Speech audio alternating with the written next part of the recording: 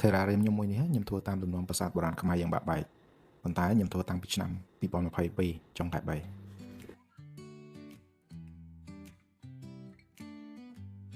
ហើយបច្ចុប្បន្នហ្នឹង Terrarium ហ្នឹងរូបរាងចែកត្រូវបានដើម file ខុសលុបឡើងអស់ហើយអញ្ចឹងថ្ងៃនេះខ្ញុំយក Terrarium មួយនេះមកកែលម្អឡើងវិញកាត់ដើម file ខុសចេញសម្អាតកញ្ចក់ថែមដីនិងដាំមកហើយកែលម្អលើកនេះប្រហែលជាខ្ញុំជប់ដាក់ដើម file ខុសហើយព្រោះបើខ្ញុំទុកទៅយើងអត់បានថែទាំយូរគឺដើមនេះនឹងដុះលុបគ្រប់យ៉ាងនៅក្នុងហ្នឹងអ្វីផ្សេងទៀតក៏ត្រូវ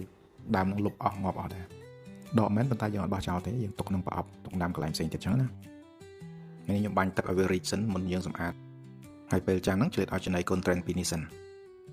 ហើយរបៀបសម្អាតអត់មានអីប្លែកទេដូចបងប្អូនឃើញអញ្ចឹងធ្វើវិធីណាធ្វើទៅឲ្យតែស្អាត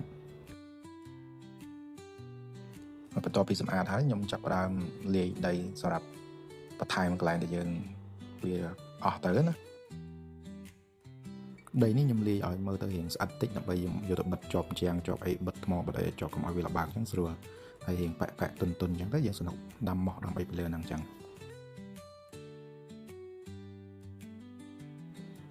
ហើយនេះខ្ញុំទៅយកមកខ្ញុំមានទុកមកសម្រាប់បន្ថែមនៅក្នុង Terrarium មួយហ្នឹងណាហើយមកនេះខ្ញុំមិនប្រើកត្រៃកាត់ទេខ្ញុំដោយសារខ្ញុំគិតថាហែកវាទៅវារូបរាងវាមើលទៅធម្មជាតិជាងណាសំណុកយើងទៅបាត់ទៅវាមើលទៅធម្មជាតិជាងយើងកាត់កាលណាកាត់យើងត្រង់ពេកប៉ុន្តែកន្លែងខ្លះដែលវាជាប់កែមកញ្ចក់ក៏ខ្ញុំអាចកាត់បានដែរដោយសារយើងយកកន្លែងទៅត្រង់ហ្នឹងទៅផ្អាប់ជាមួយកែមកញ្ចក់ហ្មងទៅហើយនេះដាំហើយខ្ញុំព្យាយាមទុក scape នៅដដែលខ្ញុំអត់ដូររូបរាងទេប៉ុន្តែអ្វីដែលខ្ញុំស្ដាយហ្នឹងគឺថាកញ្ចក់ហ្នឹងគឺយើងពិបាកសម្អាតហើយវាស្នាមប្រឡាក់ហើយនេះខ្ញុំកាត់យកដើម Photonia ពីខ្ញុំទូខ្ញុំមួយទៀតយកទៅដាំបន្ថែមអញ្ចឹងខ្ញុំមើលទៅកន្លែងហ្នឹងដូចស្ទើអីមួយខ្ញុំថែម Photonia មកគុំទៅហើយកាត់ដើមនៅខាងលើខ្ញុំមកដាំឡើងវិញដោយសារមើលទៅវាអាចនឹងដុះទល់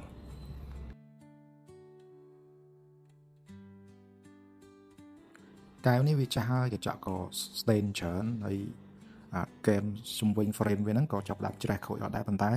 យើងចង់ទុកអ្វីដែលយើងធ្លាប់ធ្វើពីមុនរាប់ឆ្នាំហើយអញ្ចឹងខ្ញុំអត់ចង់បោះចោលអញ្ចឹងហើយថែទាំឲ្យវាទៅជាទម្រង់ដើមវិញខ្លះហើយថែបន្តទៀតទៅកាន់តែចាស់កាន់តែល្អអញ្ចឹងហើយចាំមើលប្រហែលឆ្នាំទៀតវានឹងដូរទៅជារូបរាងមិនវិញបាទអរគុណច្រើនមានតែប៉ុណ្្នឹងទេ